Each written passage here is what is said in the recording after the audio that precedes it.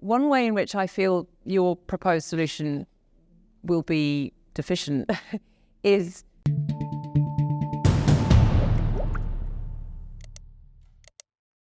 believing that there's an unchallenged good and that you know what it is very often dangerous and frequently leads to terrible acts.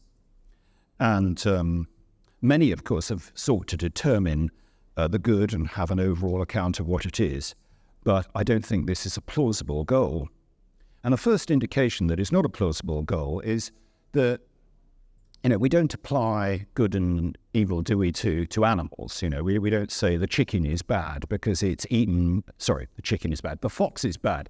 If it's eaten more chicken, if it's killed more chickens than it can eat. But we do want to apply it to humans. And that's because we want to change humans' behavior. And so it's a vehicle for encouraging persuasion and for getting people to support how we want to act and how we're choosing to act, or a vehicle for changing how we think other people should act. The position that I'm most tempted by is a realist position, that is that there are, in some sense, moral facts, but they are generated out of, so it's an Aristotelian account, so it's basically saying they're generated out of what it helps human beings to flourish, which is a classic virtue ethics kind of account if you know anything about background moral theory.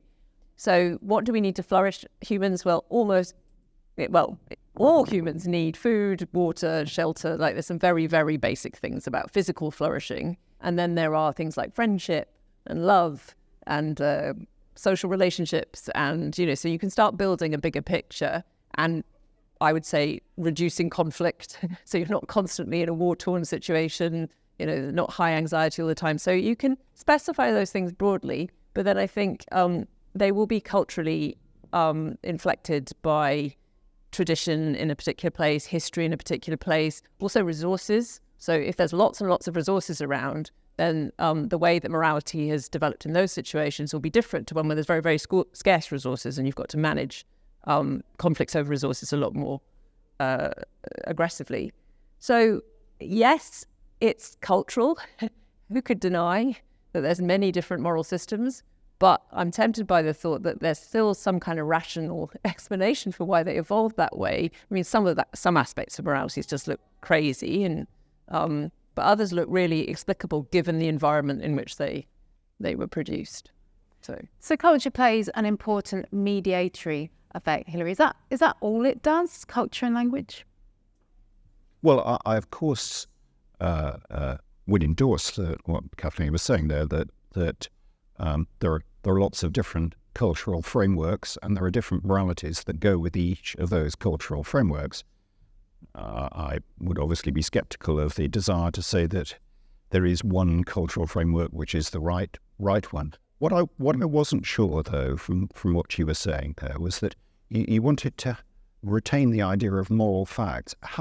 In what sense are there moral facts if there are culturally radically different moral frameworks? The idea is, it's complicated, obviously, but the idea is that it's got to be related to human flourishing, where, now that might be relative to cultures, what counts as human flourishing. I think at a basic level of physical necessities, that's really not going to vary that much. But when you get up to sort of much, much more etiolated social relationships, it might vary from culture to culture. But there are obviously some moralities which are very bad at helping people flourish.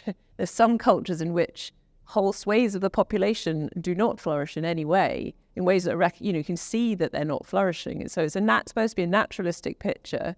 There's not one set of facts, but there are also, you can definitely say when moralities don't do what they're supposed to do. So there are ways of ruling stuff out. It's not completely arbitrary. Like the position I thought you were presenting, just sounded like it was just totally arbitrary what we ended up with.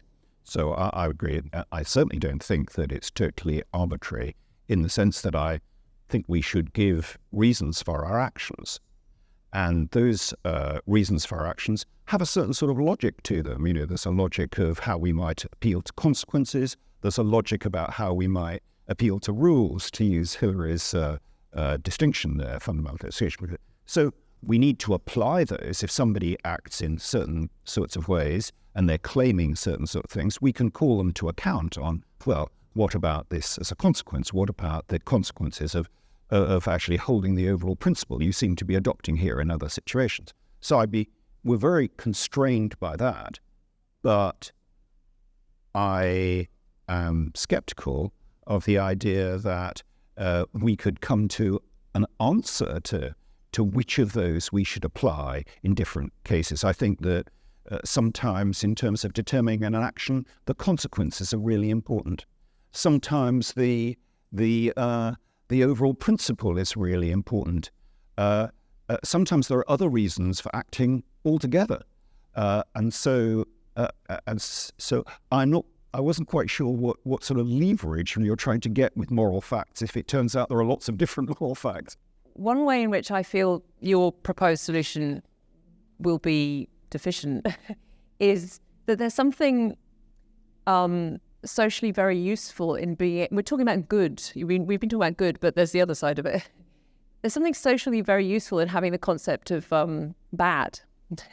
And in the way that it's used, there's shaming, there's ostracism, and as I know, it can go wrong and it can be awful, but it's quite useful for a culture to have the vocabulary of bad, because with things like paedophilia, for instance, I don't want to mess around trying to explain to somebody what's wrong with that. I just want to go, no, that is wrong. And you want to get some kind of energy around that. You want shame around that. You want there to be costs, because that is not something that helps a community thrive.